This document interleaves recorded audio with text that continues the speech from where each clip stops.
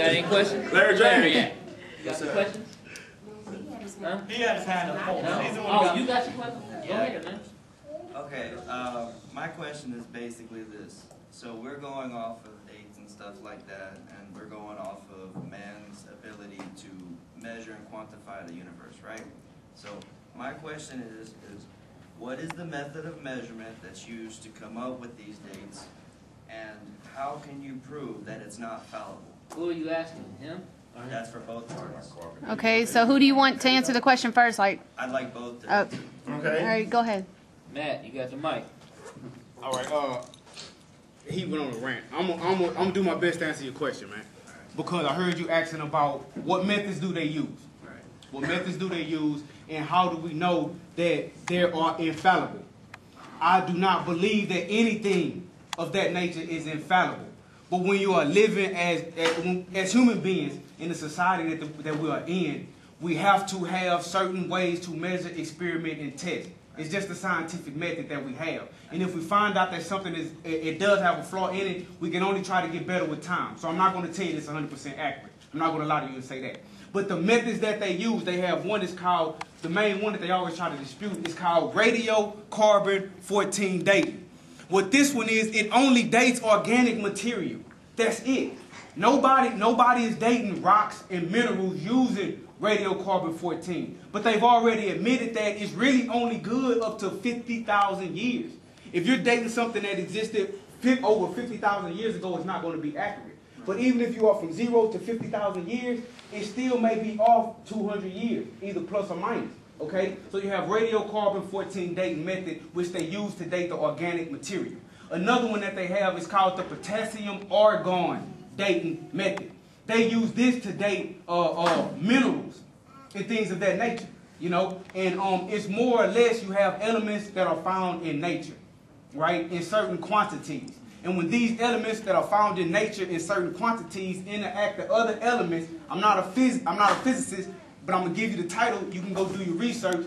It makes elements like, let's say, the carbon-14. You have regular carbon-12 at all times that we breathe in. But when it's interacted with by the radioactivity that comes from the sun, the radioactive waves, it changes it to carbon-14.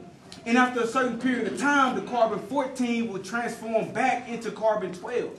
But it does it at a particular rate of speed that can be tracked. It has a half-life of around 5,760 years. So if you start off with, I don't know, let's say 20 carbon-14 molecules, right?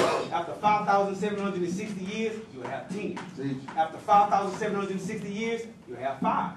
Okay? And that's why it's only good up until a certain point, because after a while, it's not really enough left to test. So you can do the organic material with the radiocarbon-14 method.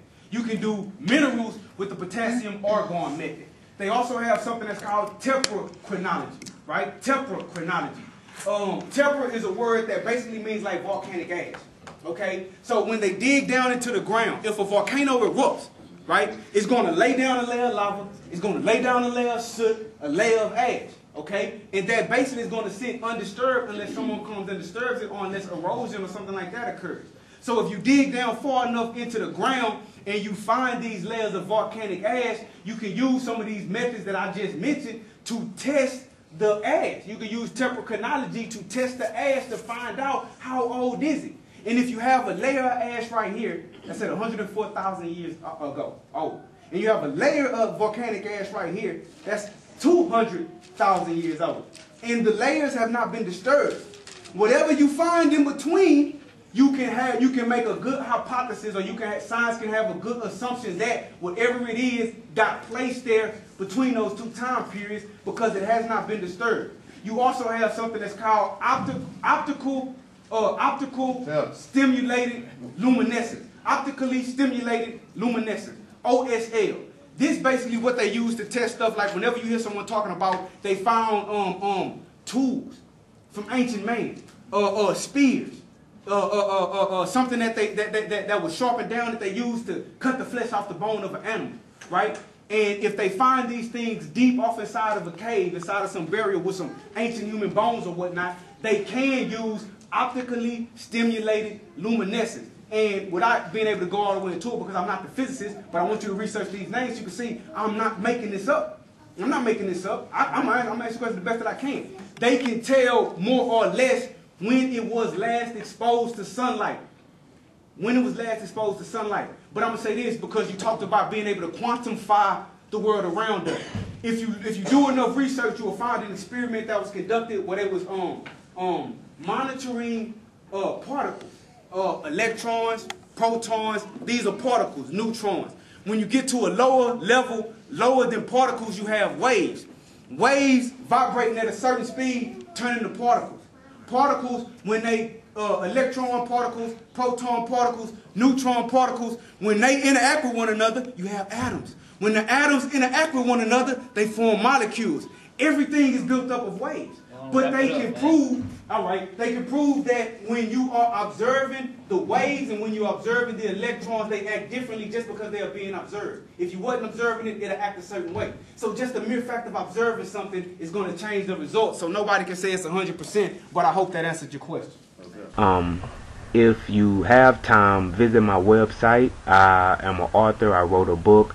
Not a book on history. It is an urban fiction novel entitled Suicide Note. You can get the first 4 chapters for free to get a feel for the book to see if you like it. Just go to the website and send your information with a request for it, and I'll send it right over to you. And you can actually purchase the entire book, the ebook version of my book Suicide Note, for only $3 just by going to the website.